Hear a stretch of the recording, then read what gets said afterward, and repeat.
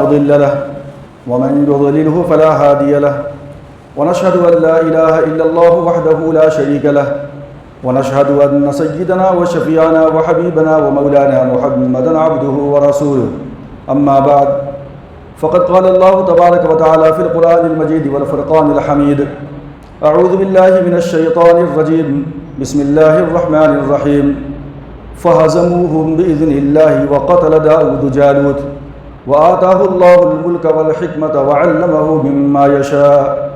ولولا دفع الله الناس بعضهم ببعض لفسدت الأرض ولكن الله ذو فضل على العالمين صدق الله مولانا العظيم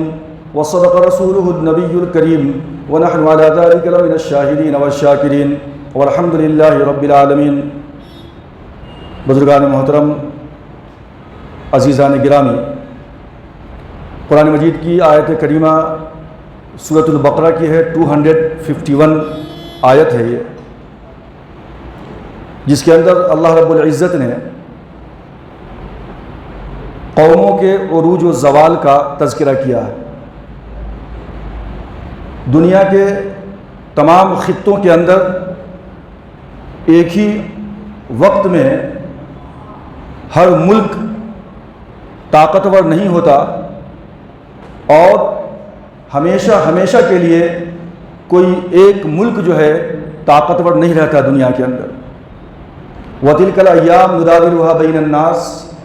ہم زمانے کو لوگوں کے درمیان عدلتے بدلتے رہتے ہیں. کبھی ایک قوم عروج پہ ہوتی ہے تو دوسری قوم زوال پذیر ہوتی ہے، اور جب اس روئے زمین کے اوپر کوئی سرکش ظالم و جابر حکمراں پیدا ہوتا ہے، جب کبھی اس روئے زمین کے اوپر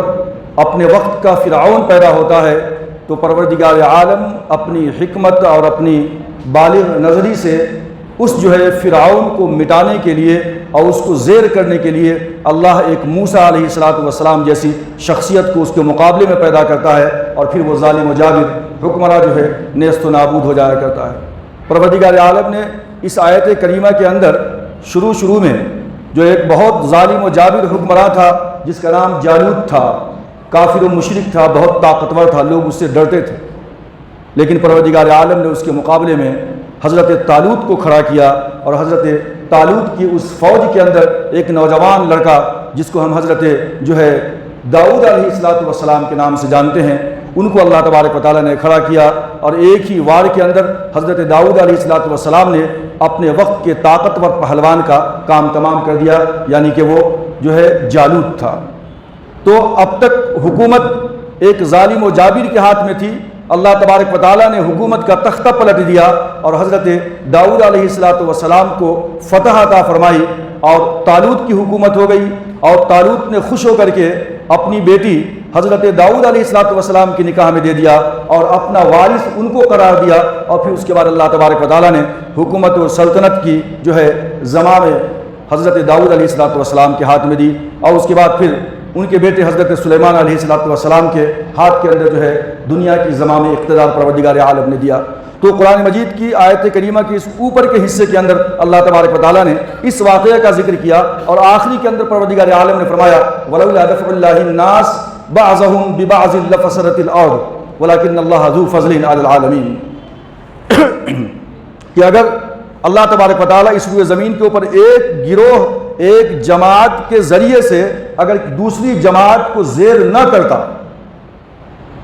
اگر کوئی اپنے وقت کا فرعون پیدا ہوا تو اللہ تبارک و تعالیٰ اس فرعونی جماعت کے مقابلے میں حضرت موسیٰ علیہ السلام جیسی شخصیت کو پیدا نہ کرتا، تو پھر کیا ہوتا؟ لفسدت الارض، اس روئے زمین کے اوپر ایک فساد برپا ہو جاتا. ولیکن اللہ ذو فضل علی العالمین، اور اللہ تبارک و تعالیٰ سارے عالم کے اوپر فضل کرنے والا ہے اور رحم کرم کرنے والا ہے. ہم دنیا کی تاریخ کو جانتے ہیں، پڑھتے ہیں، دیکھتے ہیں کہ بڑی بڑی طاقتیں دنیا میں آئی اور ختم ہو گئی. نمرود گیا، حامان گیا، شداد گیا، فرعون گیا،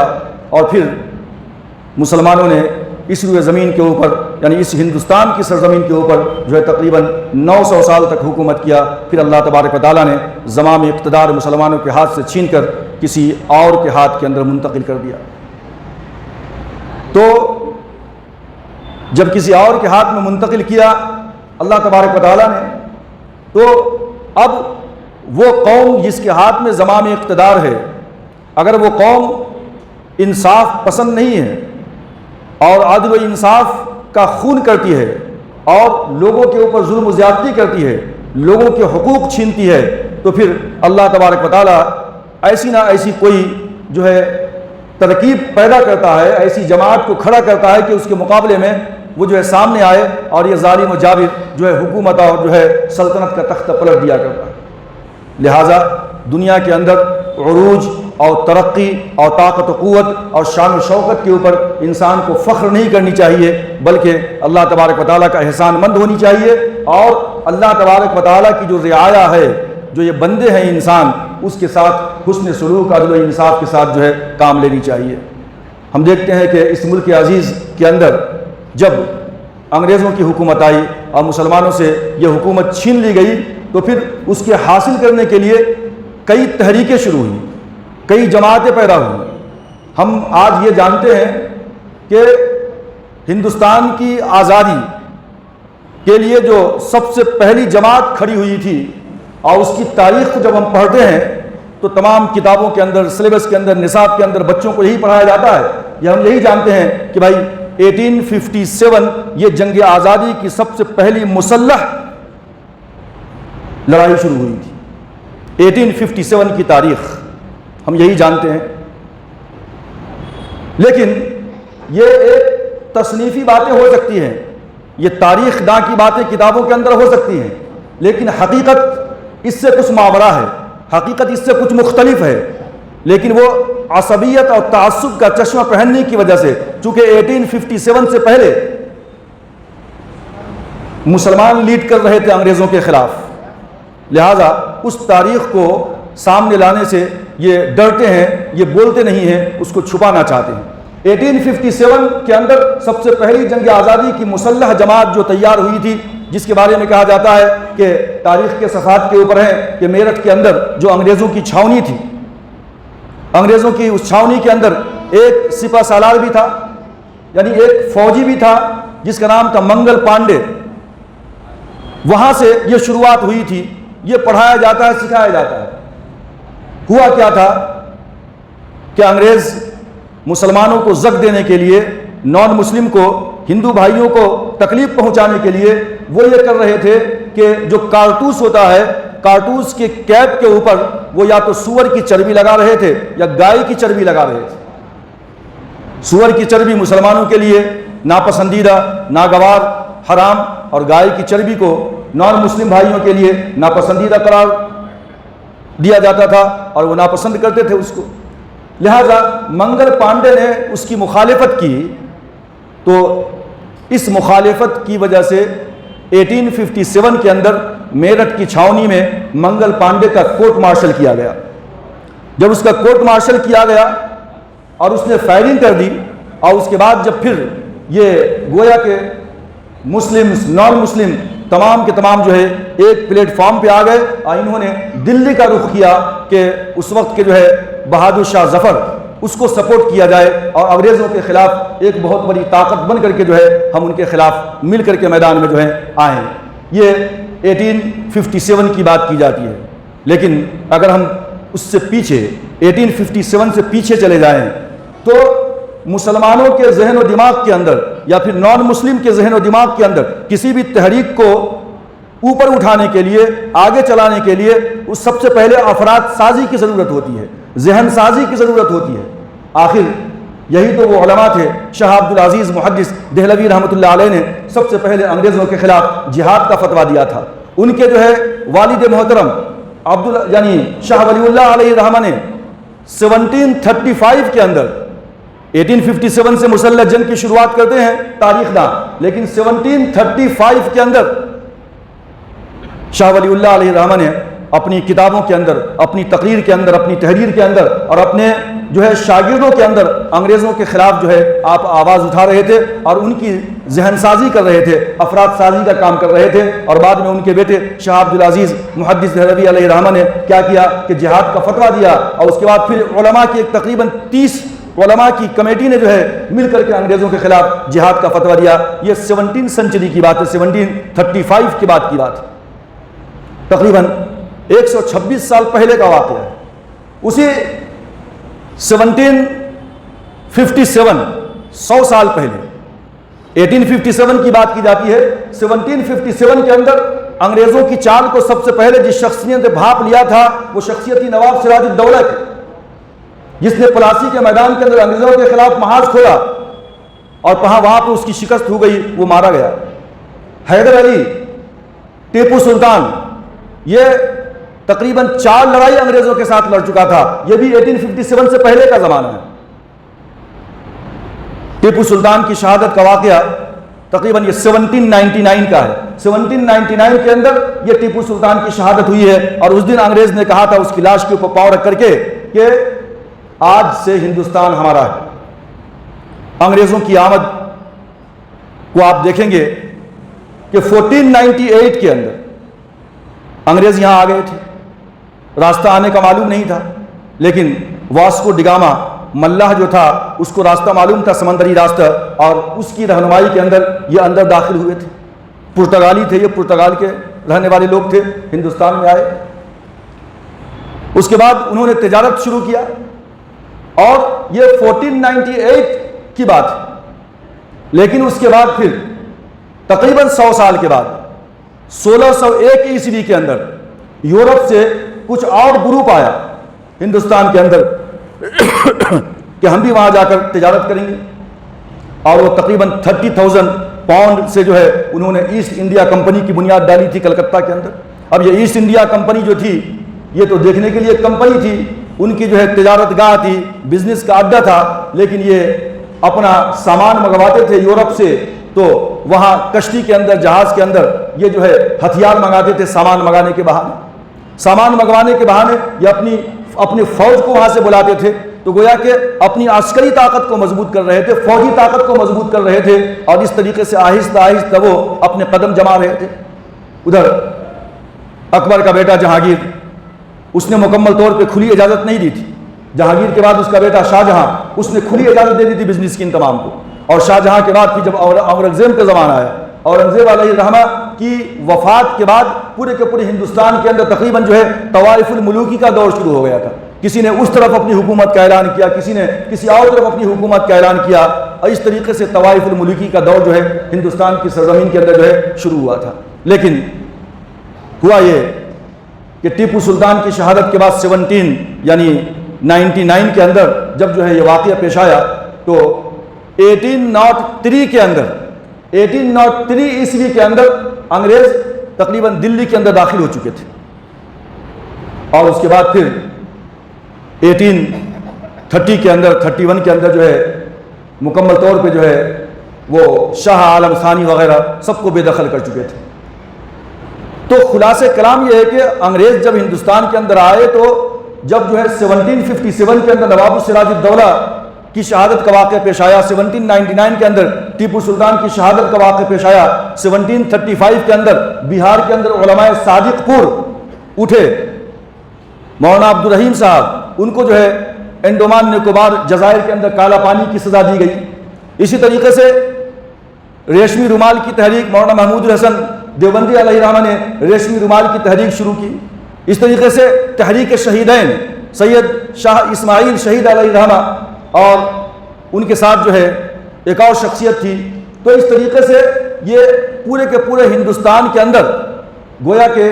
جہاد کا فتویٰ دیا گیا انگریزوں کے خلاف. لوگوں کی ذہن سازی کی گئی کہ جو ہے انگریزوں کو یہاں سے مار بھگانا ہے, یہاں سے یہ بہت ظلم و زیادتی کر رہے ہیں. لیکن یہ تمام کی تمام تاریخ کو جو ہے پیچھے ڈال دیا گیا, اور 1857 کی تاریخ کو جو ہے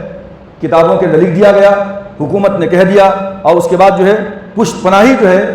میڈیا کی ملتی رہی. لوگوں نے یہی سمجھ لگا, لیکن 1857 کی مسلح جنگ جو سب سے پہلے شروع ہوئی تھی, یہ بات جو ہے کہنے والے سب سے پہلے ساورکر تھے. ساورکر نے یہ بات کہی تھی کہ جو ہے ہندوستان کی آزادی کی لڑائی اصل میں مسلح جو باضابطہ شروع ہوئی ہے وہ 1857 سے شروع ہوئی ہے, اور وہی بات جو ہے اب تک یہاں تک چلتی ہوئی آ رہی ہے, سب یہی جانتے ہیں. لیکن اس سے پہلے ہمارے علماء کرام نے, مسلمانوں نے بہت ہی زیادہ قد و کاوش کی ہے. علماء نے جہاد کا فتویٰ دیا ہے, ہزاروں، کسی نے کہا کہ 19,000، کسی نے کہا 52,000 صرف علماء کو انگریزوں نے شہید کیا۔ جلیان والا باغ کے اندر تو جو ہے 3709 کا ذکر ملتا ہے کہ جلیان والا باغ کے اندر جو ہے جنرل ڈائر کی گولی سے تمام کو جو ہے بھون دیا گیا۔ بہت ہی المناک اور غمناک واقعہ ہے۔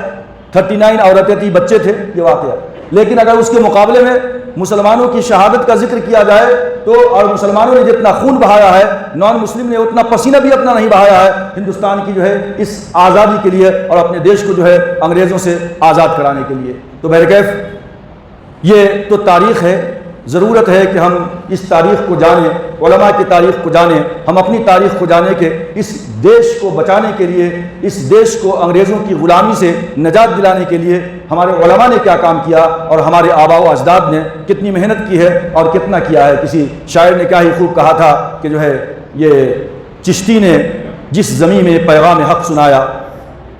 چشتی نے جس زمین میں پیغام حق سنایا، نانک نے جس چمن میں وحدت کا گیت گایا، نانک نے جس چمن میں وحدت کا گیت گایا اور وحدت کی لے سنی تھی، دنیا نے جس مکان سے میر عرب کو آئی ٹھنڈی ہوا جہاں سے، میرا وطن وہی ہے، میرا وطن وہی ہے۔ وطن کی سرفروشی اور وطن کے لیے اپنے آپ کو قربان کرنے کے لیے جو اس وقت شعراء حضرات تھے، انہوں نے بھی بڑی قد و کاوش کی ہے، بڑی محنتیں کی ہیں۔ جوش ملیح آبادی نے بہت سارے اشعار لکھے نوجوانوں کو انگریزوں کے خلاف ابھارنے کے لیے، ورغلانے کے لیے، کھڑے ہونے کے لیے صف بستر۔ اس میں سے ایک شعر جو اس نے کہا تھا، کتنی معنویت تھی اس کے اندر کہ نام ہے میرا تغیر، یعنی کام ہے میرا تغیر، نام ہے میرا شباب۔ شباب کا مطلب ہے جوانی، تغیر کا مطلب ہوتا ہے انقلاب برپا کر دینا اور حالات کو بدل دینا، حالات کے دھارے کو رخ کو موڑ دینا۔ تو کام ہے میرا تغیر اور نام ہے میرا شباب، میرا نعرہ انقلاب و انقلاب و انقلاب۔ یہ جوش ملیح آبادی کے اشعار کے اندر سے یہ ایک شعر ہے کہ جس کے اندر کتنی جو ہے گہرائی ہے اور نوجوانوں کو ورغلانے کے لیے انگریزوں کے خلاف کتنے بہترین الفاظ جو ہے جوش ملیح آبادی نے جو ہے لکھا تھا۔ تو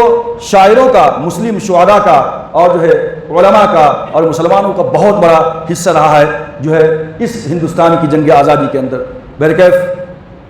آج 15 اگست ہے تو میں نے سوچا کہ اسی پہلو سے کچھ باتیں آپ کے گوشے گزار کی جائیں۔ 15 اگست کو کیا ہوا تھا اور 26 جنوری کو کیا ہوا تھا؟ نوجوانوں کو اس بات کا بھی پتہ نہیں ہوتا ہے، بچے پڑھنے والے ہیں بات جانتے ہیں، لیکن بچے پڑھ لکھنے کے باوجود بھی اس کے اندر فرق معلوم نہیں ہوتا ہے بچوں کو، تو جاننے کی ضرورت ہے 15 اگست کو کیا ہوا تھا۔ جانتے ہیں کہ بھائی 15 اگست کو انگریزوں کی غلامی سے دیش آزاد ہوا تھا۔ 26 جنوری کے اندر یہ جو کانسٹیٹیوشن بنا تھا اور یہ ملک دنیا کے نقشے کے اندر ایک ڈیموکریٹک اور ایک جمہوری ملک بن کر سامنے آیا تھا، اس کا اعلان کیا گیا تھا، اس کا جشن منایا گیا تھا۔ 15 اگست کو ہندوستان کی آزادی کا اعلان کیا گیا 1947 کے اندر، اور اس کے بعد 29 اگست اسی مہینے میں 29 اگست کو ڈاکٹر بھیم راؤ امبیڈکر کی زیر نگرانی تقریباً 7 رکنی کمیٹی بنی تھی، جن کے افراد ٹوٹل 308 تھے، 308۔ 7 رکنی کمیٹی نے کافی محنت مشقت کے بعد تقریباً 2 سال 11 مہینے اور 18 دن کی محنت کے بعد انڈیا کا کانسٹیٹیوشن بنایا، انڈیا کا نیا قانون بنایا، تمام کے تمام دیگر ممالک کے قوانین کی کتابوں کو سامنے رکھ کر کے اور اس کی جانچ پڑتال کر کے نیا قانون بنایا تاکہ اس دیش کے اندر رہنے والے تمام کے تمام جو طبقات ہیں ان تمام کے حقوق کو محفوظ کیا جائے، سب کو جینے کا حق ملے، فریڈم آف اسپیچ ہو، فریڈم آف ریلیجن ہو، وہ جو مذہب پہ چاہے عمل کرے، وہ اپنے دل کی آواز کو معافی ضمیر کو دنیا کے سامنے ادا کر سکے۔ یہ قانون بنا تھا اور اس کے بعد سب سے پہلے ہمارے جو پریزیڈنٹ بنے تھے بہت پڑھے لکھے آدمی تھے، راجندر پرساد صاحب، ان کے حوالے جو ہے یہ کیا گیا تقریباً جو ہے نومبر کے مہینے میں، اور تقریباً 58 ڈیز تک انہوں نے پورے کے پورے کانسٹیٹیوشن کو پڑھا، اور اس کے بعد پھر 26 نومبر کو 1950 26 نومبر انہوں نے تمام 308 لوگوں کے سگنیچر لے لیے تھے اس کے اوپر.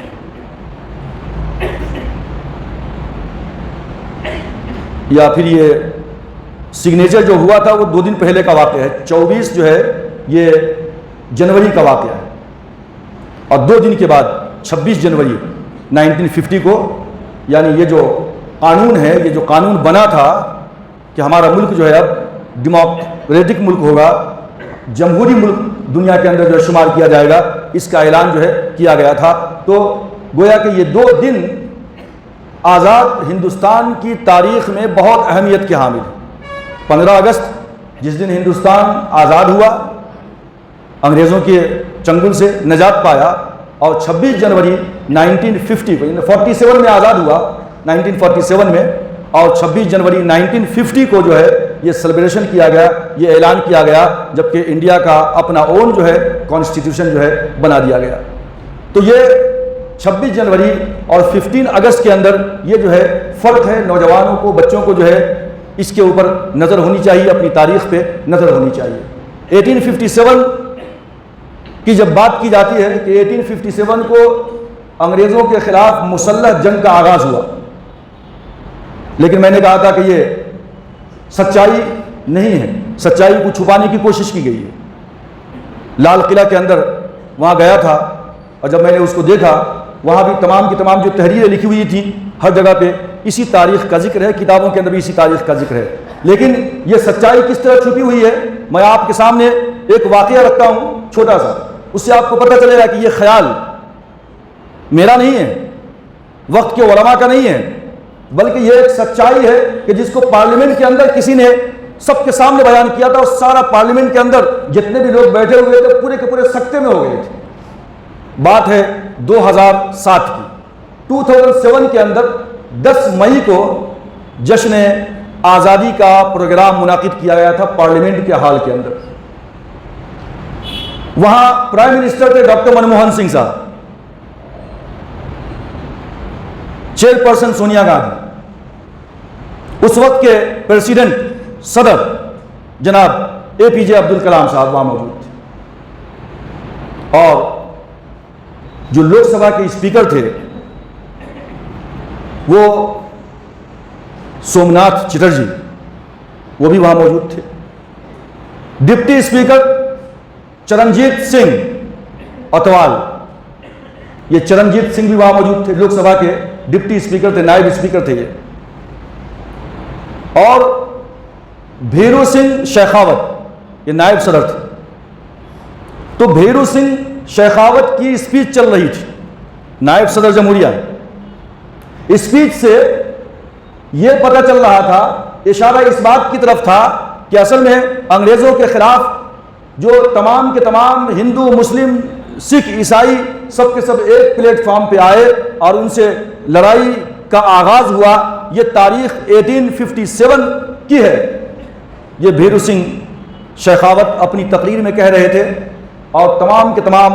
ممبران پارلیمنٹ بیٹھے ہوئے تھے. اچانک جو لوک سبھا کے ڈپٹی اسپیکر تھے چرنجیت سنگھ اتوال, انہوں نے تقریر کے درمیان نائب صدر جمہوریہ کی تقریر, بھیرو سنگھ شیخاوت کی تقریر کے درمیان کھڑے ہو کر کے انہوں نے روکا, اور انہوں نے یہ کہا کہ آپ کیا کہہ رہے ہیں کہ 1857 کے اندر یہ مسلح جنگ کا آغاز ہوا تھا؟ میں سمجھتا ہوں کہ نہیں, اس سے پہلے 1845 کے اندر سکھوں نے انگریزوں کے خلاف لڑائی لڑی ہے. یہ 1857 کی بات کر رہے تھے نائب صدر جمہوریہ صاحب, لیکن ڈپٹی لوک سبھا اسپیکر چرنجیت سنگھ نے جو ہے بیچ میں خلل اندازی کی, اور جب انہوں نے کہا کہ سکھوں نے انگریزوں کے خلاف 1845 میں جنگ لڑی ہے, تو یہ سن کر کے تمام کے تمام لوگوں کے اندر ایک جو ہے ایک سناٹا سا چھا گیا, سب سکتے میں آ گئے. لیکن بھیرو سنگھ شیخاوت نہ تو اس کی تردید کر سکے اور نہ تو اس کی تصدیق کر سکے, خاموش ہو گئے, سکتہ طاری ہو گیا. یہ ایک شخص تھا جو اپنی تاریخ کو جانتا تھا, چونکہ وہ سنگھ تھے, سکھ تھے, سکھوں کی تاریخ کو جانتے تھے. انہوں نے اپنے علم کے مطابق خلل اندازی کی اور جو ہے روکا نائب صدر جمہوریہ کو, اور کہا کہ نہیں, یہ جو ہے 1845 میں بھی انگریزوں کے خلاف ہم سکھ سب کے سب مل کر کے لڑے تھے. تو پتہ چلتا ہے کہ 1857 کی جو بات کہی جاتی ہے یہ کسی حد تک صحیح نہیں ہے، بلکہ اس سے پہلے جو مسلمان لیڈ کر رہے تھے انگریزوں کے خلاف، وہ تمام کی تمام تاریخ کو کوریڈان میں ڈالنے کی جو ہے ایک صحیح اور کوشش جو ہے کی گئی ہے، کوئی بات نہیں ہے۔ لیکن ہم جو ہے اپنے علماء کی تاریخ کو پڑھیں، ہم جو ہندوستان کی آزادی کو تاریخ کو پڑھیں، اپنے بچوں کو ہم سکھلائیں اور پڑھائیں کہ کس طریقے سے جو ہے ہمارا جو ہے یہ ملک جو ہے آزاد ہوا تھا۔ اس ملک کی آزادی کے اندر جو ہمارے اکابر نے، ہمارے بڑوں نے جو قربانیاں پیش کی ہیں، ظاہر سی بات ہے کہ ان کو سن کر کے، ان کو پڑھ کر کے پورے جسم کے رونگٹے کھڑے ہو جاتے ہیں کہ کس طرح کی اذیتیں اور تکلیفیں جو ہے ان کو دی گئی ہے۔ جب گاندھی جی کی پیدائش 1869 کی، یعنی 1857 میں اگر مسلح جنگ انگریزوں کے خلاف شروع ہوئی تھی تو گاندھی جی اس وقت پیدا بھی نہیں ہوئے تھے۔ 1869 میں یہ پیدا ہوئے ہیں اور 1866 کے اندر دارالعلوم دیوبند کا قیام عمل میں آ گیا تھا۔ 1885 کے اندر انڈین نیشنل کانگریس کی بنیاد ڈالی گئی تھی، اس کے اندر بھی مسلمان ہی لیڈ کر رہے تھے، تیج بھی تھے شاید اس کے اندر موجود۔ تو یہ تمام کی تمام جو ہے 1911 کی بات مولانا ابوالکلام آزاد صاحب نے اپنا مجلہ نکالا، اپنا پیپر نکالا الہلال البلاغ کلکتے سے کے اندر، اس کے اندر بھی انہوں نے جہاد کی بات کی اور مسلمانوں کو انگریزوں کے خلاف جو ہے ابھارا کہ جو ہے ان کو دیش سے بھگاؤ، ملک سے بھگاؤ، اور اسی بنیاد پہ جو ہے ان کو جیل کے اندر ڈال دیا گیا تھا۔ اور ان کی قربانی بھی کیا عجیب تھی مولانا ابوالکلام آزاد کی کہ جب جیل میں ان کو ڈال دیا گیا اور ان کی اہلیہ کی طبیعت بہت زیادہ ناساز تھی، تو جیلر نے کہا کہ آپ اپنے اس مجلے الہلال البلاغ کے اندر انگریزوں کے خلاف لکھنا بند کر دیں، میں آپ کو ابھی رہا کرتا ہوں تاکہ آپ اپنی بیوی کی دیکھ بھال کر سکیں، ان سے ملاقات کر سکیں، ان کی طبیعت خراب ہے۔ مولانا نے انکار کر دیا کہ نہیں، ایسا نہیں ہو سکتا، اور ان کی اہلیہ کی وفات ہو گئی اور یہاں تک کہ مولانا جو ہے جنازے کے اندر بھی شامل نہیں ہو سکے، وہ جیل کے اندر ہی موجود تھے۔ یہ قربانی تھی۔ گاندھی جی جب ستیہ گرہ کے اندر تھے، چمپارن کے اندر بہار میں، تو وہاں پہ ان کے کھانے پینے کا جن انتظام جس کے سپرد تھا وہ بٹک میاں انصاری نام تھا ان کا۔ بٹک میاں انصاری کے بارے میں آتا ہے کہ انگریزوں نے ان کی پوری فیملی کو اغوا کر لیا، بٹک میاں انصاری کی پوری فیملی کو اغوا کر لیا اور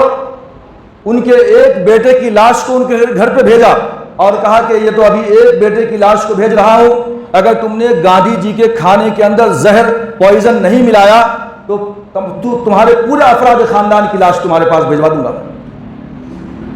بٹک میاں انصاری نے گاندھی جی کے کھانے کے اندر زہر ملا دیا۔ گاندھی جی جیسے کھانے کے لیے اپنا نوالا منہ میں ڈالنا چاہا یا اس کٹورے کو اٹھایا تو بٹک میاں انصاری نے فوراً ہاتھ مار کر کے اس کٹورے کو گرا دیا، اس پیالے کو گرا دیا۔ گاندھی جی حیران ہو گئے، پوچھے کیا بات ہے، کیا ہو گیا تمہیں؟ تو وہ رونے لگے، بٹک میاں انصاری رونے لگے، بولے کہ کیا کروں، انگریزوں نے میرے ایک بیٹے کی لاش بھیجی ہے صبح اور کہا تھا کہ اگر میں آپ کے کھانے میں زہر نہ ملاؤں تو میرے پورے خاندان کو وہ جو ہے شہید کر دیں گے، قتل کر ڈالیں گے، پورے خاندان کو اغوا کر لیا ہے، اس لیے میں نے یہ حرکت کی تھی، لیکن اب میں یہ نہیں کر سکتا، اس لیے اس کھانے میں زہر ملا ہوا ہے۔ اپنے خاندان کی پرواہ کیے بغیر بٹک میاں انصاری نے جو ہے اس زہر کے پیالے کو ہاتھ مار کر کے گرا دیا۔ جناب پہلے صدر ہندوستان کے یعنی راجندر پرساد صاحب جب موتیہاری آئے تھے، چمپارن کے اندر موتیہاری ضلع کے اندر جب وہ آئے تھے تو انہوں نے کہا تھا کہ میں وہاں موجود تھا، بٹک میاں انصاری نے جب یہ کام کیا تھا، اتنی بڑی جرأت کی تھی تو میں وہاں موجود تھا، اور آج میں انعام کے طور پہ بٹک میاں انصاری کو 50 ایکڑ زمین الاٹ کرنا چاہتا ہوں۔ لیکن وہ زمین الاٹ ہوتے ہوتے 1957 کا زمانہ آ گیا جب تک بٹک میاں انصاری کی وفات ہو چکی تھی۔ یہ انگریزوں نے جو ظلم و زیادتی کی مسلمانوں کے اوپر، اور مسلمانوں نے اپنی اولاد کو، اپنی فیملی تک کو جو ہے اس کے لیے قربان کر دیا، لیکن وہ جو ہے اپنے قدم پیچھے نہیں ہٹائے، انگریزوں سے کبھی جو ہے وہ دہشت زدہ نہیں ہوئے، وہ آگے بڑھتے ہی چلے گئے۔ ایودھیا کے اندر ایک مقام ہے جس کا نام ہے کبیر کا ٹیلہ۔ آرکیالوجیکل سروے آف انڈیا نے وہاں پہ لکھ رکھا ہے، کبیر کا ٹیلہ، وہاں پہ تاریخ لکھ رکھی ہے. وہاں پہ دو دوست تھے، یعنی ہندو مسلم کس طریقے سے جنگ آزادی میں ساتھ مل کر لڑ رہے تھے اور کس طرح جو ہے وہ اپنا جو سب کچھ قربان کر رہے تھے، وہ ایک بہترین مثال ہماری نگاہوں کے سامنے آتی ہے. لیکن آج کس طریقے سے آپس کے اندر یعنی زہر نفرت کا گھول دیا گیا ہے. آپ اس کو ایک طرف دیکھیں آپ، اور اس وقت کے جو حالات تھے اس کو دیکھیں. ایک شخصیت تھی شرن داس. یہ شرن داس اور دوسرے ان کے ایک دوست تھے جن کا نام تھا مولوی عامر علی. شرن داس، مولوی عامر علی دونوں قریبی دوست تھے، اور یہ بہت ہی زبردست طریقے سے انگریزوں کے خلاف محاذ کھولے ہوئے تھے. انگریزوں نے ان کو جو سزا دی وہ کیسی تھی کہ پھانسی کا پھندا ایک تھا لیکن گردنیں دو تھی. ایک ہی پھانسی کے پھندے کے اندر دونوں کو لٹکا دیا گیا، شرن داس کو بھی اور مولوی عامر علی کو بھی. اسی طرح ہریانہ کے اندر ایک مقام ہے، وہاں پہ حکیم چند جین ایک شخصیت تھی، حکیم چند جین کی، اور دوسری شخصیت تھی منیر بیگ. یہ دونوں بھی دوست تھے. یہ حکیم چند جین اور منیر بیگ نے انگریزوں کے خلاف ایسا محاذ کھولا کہ انگریز ان کو پکڑنے میں بالکل فیل ہو رہے تھے، ناکام ہو رہے تھے. لیکن قریب کے ان کے جو ہے جاسوس اور جو ہے راجاؤں مہاراجا اور جو ہے یہ نوابوں کے ذریعے سے سازش کے شکار ہوئے، اور ان کو جب پکڑ لیا گیا تو وہاں پہ ان کو جو کیسی سزا دی گئی دیکھیے کہ یہ جو ہے حکیم چند جین کو ان کے مذہب کے خلاف زندہ زمین کے اندر زندہ دفنا دیا گیا. حکیم چند جین کو انگریزوں نے زندہ دفنا دیا. اور جہاں تک منیر بیگ کی بات تھی، منیر بیگ کو ان کے مذہب کے خلاف زندہ جو ہے چتا کے اوپر جلا دیا گیا، آگ کے اوپر جلا دیا گیا. یہ ان کی دوستی کیسی تھی، اور آپس میں مل کر کے جو ہے انگریزوں کے خلاف کس جوانمردی کے ساتھ اور ہمت کے ساتھ جو ہے وہ لڑ رہے تھے. لیکن کاش کہ وہی محبت اور وہی چاہت اور وہی الفت آج بھی ہمارے اس ملک عزیز کے تمام برادران وطن کے ساتھ ہو، تو بہتر طریقے سے پھر سے ایک بار یہ ملک جو ہے بام عروج تک پہنچ سکتا ہے. اور جو ہے اصل میں جو آزادی ہے حقیقت میں وہ آزادی کیا ہے کہ تمام کے تمام طبقات کو اس ملک کے اندر آزادی مل سکے، اس کے حقوق مل سکیں. کھانے پینے کی آزادی ہو، بولنے کی آزادی ہو، باہر جانے کی آزادی ہو. ملک ہندوستان کے جتنے جو ہے املاک ہیں، جتنی جائیدادیں ہیں اور جتنے ریسورسز ہیں، ان ریسورسز کے اوپر چند مٹھی بھر پیسے والے لوگوں کے اندر ملک کے ریسورسز نہ چلے جائیں کہ مالدار مالدار ہوتا رہے، غریب غریب ہی ہوتا رہے. تمام کو برابر حقوق ملے، پاورٹی ختم ہو، غریبی ختم ہو، آپس کی نفرت ختم ہو، آپس میں محبت اور پیار ہو. تو اس ملک کے اندر جو ہے حقیقت میں جو ہمارے بڑوں نے قربانیاں دی تھیں، جو خواب دیکھا تھا، ان کے خواب کو سامنے رکھتے ہوئے اس ملک کو مزید سے مزید تر مستحکم کرنے کی ضرورت ہے. اور کسی نے کہا تھا کیا خوب کہ پھلا پھولا رہے یارب چمن میری امیدوں کا. انہوں نے جو سوچا تھا کہ یہ چمن جس کو ہم نے سینچا ہے اپنے خون سے کہ پھلا پھولا رہے یارب چمن میری امیدوں کا، جگر کا خون دے دے کر یہ بوٹے ہم نے پالے ہیں. اللہ سے دعا ہے کہ اللہ تعالیٰ اس وطن عزیز کو مزید سے مزید تر مستحکم بنائے، اور یہاں کی مسموم اور زہر آلود فضا کو اللہ تبارک و تعالیٰ محبت، الفت اور اخوت و بھائی چارگی کے اندر بدل دے، اور جو ہے اس ملک کے اندر جو ہے آسانی کے ساتھ جو ہے ہر کوئی جینے کا حق رکھے. آمین. وآخر دعوانا ان الحمد للہ رب العالمین.